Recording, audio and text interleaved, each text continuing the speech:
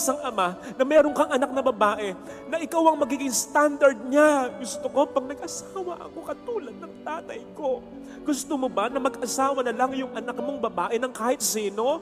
Sapagkat ikaw kahit ano ka na lang din?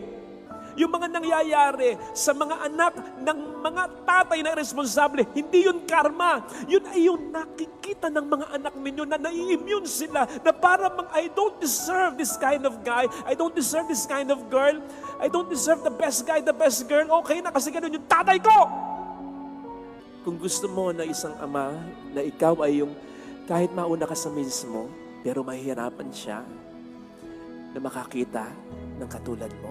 Sa kahit anong ganda ng sermon ko, kung hindi mo sundin, kung mapariwara ka pa rin, ano sa akin?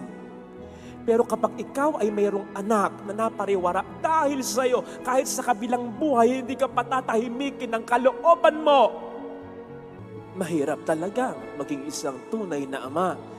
Pero the moment you commit yourself to God, Lord, gusto kong maging ama na ipagkakapuri ng asawa ko, ng mga anak ko, God will help you. By all means, He will help you.